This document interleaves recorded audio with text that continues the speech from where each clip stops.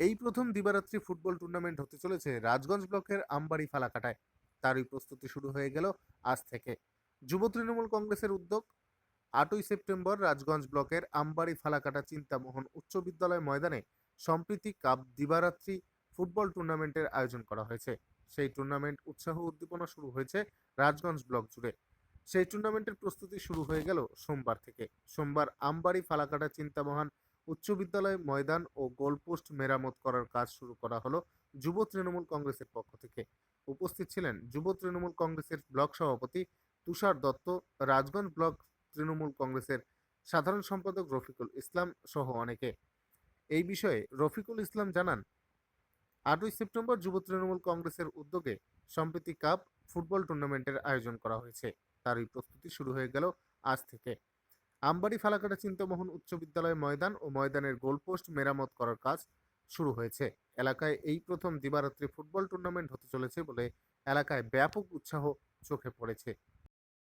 আমরা প্রতি বছর তৃণমূল যুব কংগ্রেসের পক্ষ থেকে, রাজগঞ্জ ব্লক তৃণমূল যুব কংগ্রেসের পক্ষ থেকে প্রতি বছর যে একটা ফুটবল খেলার আয়োজন করা হয়, বিগত বছরগুলিতে আমরা ডেতে ছিল খেলাটা, এবার আমরা ডে নাইট আয়োজন করেছি। তো এই আয়োজনের প্রস্তুতি হিসেবে আমাদের মাঠের কিছু কাজ বাকি আছে। গোল পোস্টগুলোকে নতুন করে তৈরি করা হচ্ছে, মাঠটাকে নতুন করে সাজানো হচ্ছে, মাঠটাকে কিছুটা ছোট করা হচ্ছে। কারণ এত মানুষের সমাগম হবে, মানুষ মানে মাঠে এসে যাতে দাঁড়িয়ে খেলা দেখতে পারে, তার জন্য মানুষের সুবিধার জন্য আমরা মাঠটাকে কিছুটা ছোট করে খেলাটা যাতে সুষ্ঠুভাবে পরিচালনা করা যায়, মানুষ যাতে সহযোগিতা করে খেলা দেখতে পেরে, এই জন্য আমরা আজকে মাঠটাকে পরিমার্জিত করছি, নতুন করে গোল পোস্ট বানাচ্ছি। ইতিমধ্যে আমাদের লোকেরা কাজ করা শুরু করে দিয়েছে।